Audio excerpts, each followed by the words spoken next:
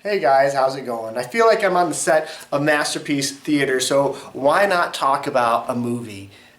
Have you ever seen the movie Ender's Game? Rated PG-13, came out in 2013. It's a sci-fi movie, and in the book and in the movie, there's this scene where Ender Wiggins he's leaving the gravity of Earth and he's going up to this space battle station where he's going to be trained. And on the way up, they leave Earth's gravity, and when they do, he begins to realize that there is now no up and down. There's no up, there's no down. Any direction can be up and down once you get into space. And many of the other students still thought that the floor of the shuttle was down. But he recognized no up and down. And have you ever considered what it'd be like to live in a world where there's no up and no down?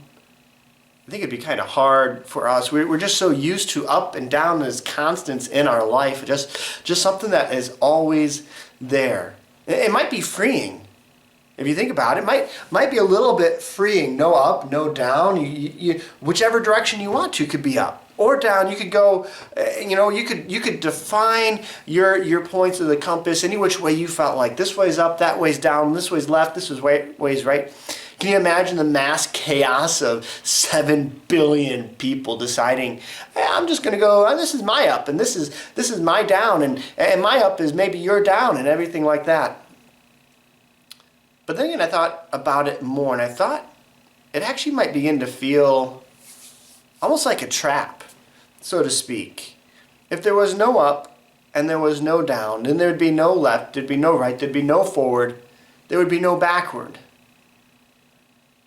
In fact, there'd be no relative direction at all. How would you get anywhere? How would you know you're going the right way? In fact, how would you know that you have gotten there?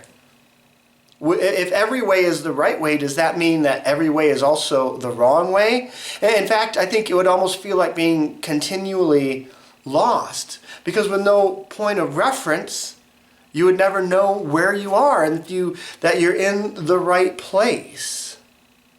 There'd be no reference points to which to direct ourselves. I think there would be a desperation that would set in, right?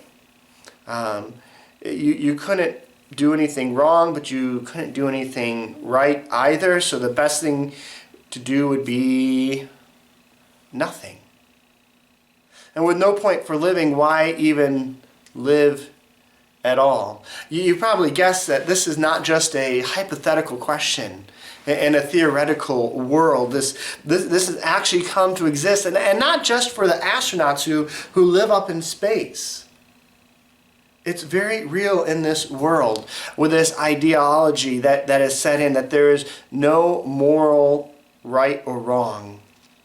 And it has the same problems as living in a world where there is no up and down. What seems freeing actually becomes the shackles of hopeless wandering. Continually lost with no way to find anywhere. That's the amazing thing that happens when you take away up and down or right and wrong. So what is the answer? Well, interestingly, in the book and in the movie in Ender's Game, Ender recognizes this problem. He realizes that this could cause issues, and when he begins to train his platoon to do battles in a zero-G, an environment where there's no gravity, the first thing that he does is define where down is. He tells them that the enemy's gate is always down. And with that point of reference, with knowing which way is down, then everybody can know that they're going in the right direction, that they're traveling where they're supposed to be going because they know that where down is, and they can work better as a team. We also need this as humans. We really do. A consistent reference point in which to orient our lives. And what is the best answer for that? Well, the answer is Jesus. He tells us, I am the way, the truth, and the life. No one comes to the Father except through me. John 14:6. He tells us in Revelation that he is the beginning and the end. He tells us if the Son sets you free, then you will be free indeed. That's John 8. And so, verse 36, and the reality is he frees us from so much more than just moral confusion. You know what's scarier? Think about it. You know what's even scarier than living in a world where there is no up and there is no down? Living in a world in which what you think is up is actually down. Living in a world in which what you think is right is actually wrong, but you don't know it. That's a pretty scary world to live in. When we live our lives in Jesus, though, we are shown what is right and what is wrong. And we can go into reasons why Jesus is the one who should show us that in another video.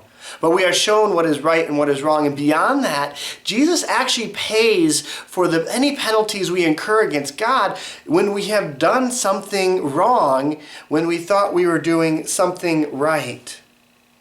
Beyond that, he has done even better than that, though he has opened the door for us to get to the place where we need to be, and he's given us, through his death and resurrection, and he's given us the power and strength that we need to get there through the Holy Spirit.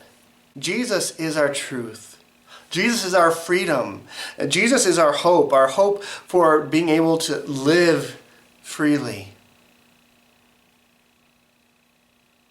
I just wanted to encourage you to live in that, my friends. Embrace him as a friend that he is, and submit to him as the Lord he is, and live for him.